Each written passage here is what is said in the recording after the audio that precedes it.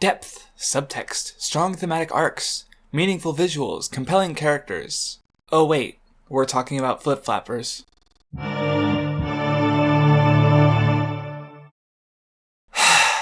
I don't get flip-flappers. I mean, I feel like I understand the show just fine, but some of the response is just baffling to me.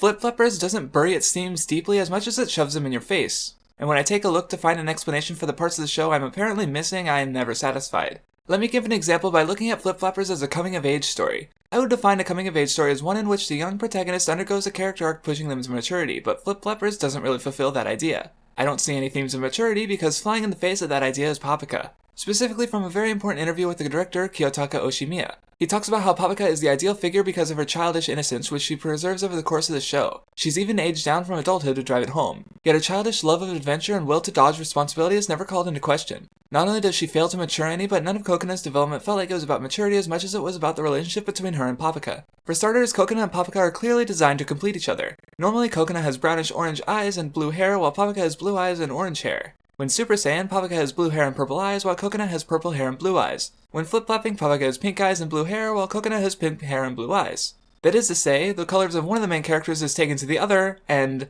flipped.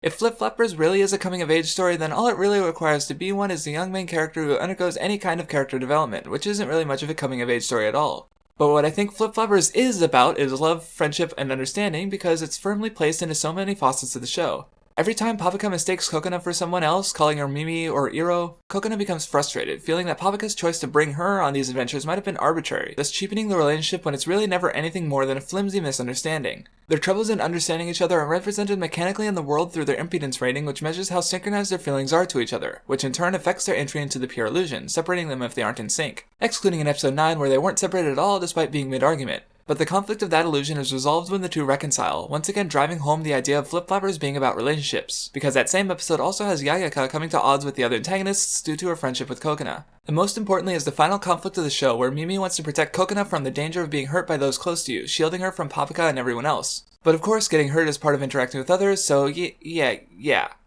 we all saw Evangelion. Referencing it doesn't drive the themes home in any meaningful or interesting way on its own. And that's really where it fails, because much of what Flip-Flappers seems to be saying isn't interesting, and it's hard for that to be the case when, by and large, the vehicles for exploring these ideas, the characters, are so hamstrung by failing to push beyond the generic archetype they fill. You have a spunky, energetic lead balanced out by the timid one thrust into things, a rival who changes sides, generic villains who want to destroy everything, silent, cool-looking leader guy, kooky side character man, silly animal sidekicks, completely pointless lowly in a thong. Okay, that's not an archetype, but what the fuck is she doing in this show?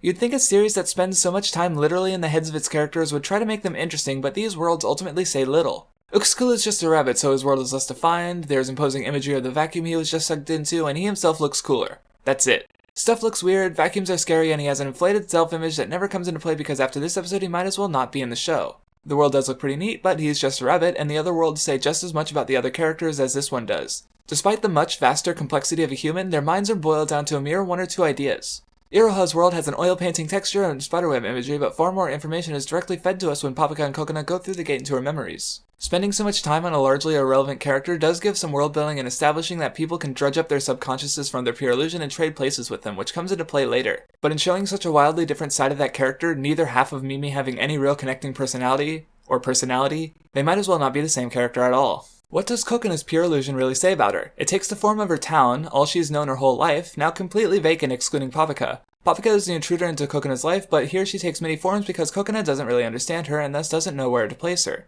But most of the pure illusions aren't really this clear. Are any of them Sayuri's? She's given almost no characterization, so any of them being hers would tell us more about her than the rest of the show did, but that's why so many of them could be hers. One that should be clear is the Neon City in episode 8. The entry method resembles the one in episode 2 with Uxkill, but with Boo instead. He inhabits a robot body and likes cute girls, so you have some crazy mech action while all the characters are bumming around in swimsuits, but even then I can't quite settle on it. Unlike in Uxkill's world where Kokona and Paprika were made to be more rabbit-like, the girls entered this illusion in swimsuits on their own. If not for the entry method, it could just as easily be Hiraka's mind since he's both science-minded and has an over-the-top personality that fits the tone of the world better. This vagueness is by design.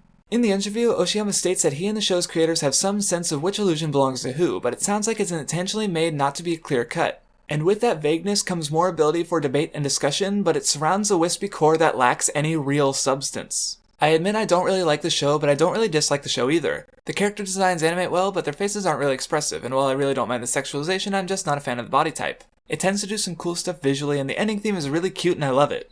But to explain the disconnect I have with those who really enjoy it, I went to look at Anime Everyday's video where he talks about the first half of the show with Joe from Pause and Select. This was the closest I got to thinking of Flip Flappers as particularly interesting, as the video talked about how it worked as a fantasy story. But much of what was said only really holds true in the first half of the show, where it really was about exploring all these neat fantasy environments. By the end of the show, when all these places are revisited, there is no new context to these places, and despite the changes some of these characters have undergone, there is no shift to any illusion and despite all the new perspective. The pure illusions take place in the mindscapes of the characters, yet on various return visits, nothing about this opportunity is used to explore anything new. The divide between the first and the second half of the show is very clear. In the interview, Oshiyama puts out two reasons as to why. One is that the script writing was handled by Yuniko, Ayana, and Oshiyama in the first half, but while he had the pre-constructed framework to go on, Naoki Hayashi was behind the script in the second half. But even more important to the differing sides of the show is the approach to storytelling. The staff was apparently afraid that the story would scare viewers off if it was too much right out of the gate, so they spent the first half of the show focused on being fun, happy, and episodic, while things became more moody and story-oriented down the line. I think the Anime Everyday video is a good picture of the appeal of the show. The discussion around it, the theory crafting, parsing through the imagery. It was something only really possible in the moment, and that moment's over. The theories likely went deeper than the show ever did, and as I finished the show separate from all of that, the experience of watching it felt bitter and hollow.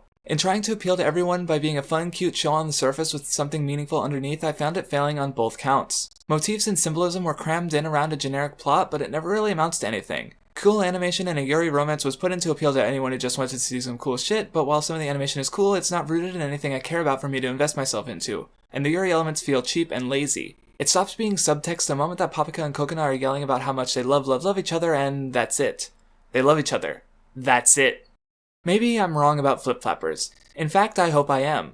Maybe there is actually something going on here that someone who cares more deeply about the show will go on to make a video explaining. But don't make it for me. Make it for those who actually like the show. Because even if the show is genuinely deep, I personally don't think depth is interesting enough on its own. I can't begin to care about the depths of Flip Flappers when the surface story and characters are so frankly generic. Depth can allow me to find more things to appreciate in something I already liked, but it needs that initial connection. And nowhere in the artifice of Flip Flappers is anything I could really attach myself to.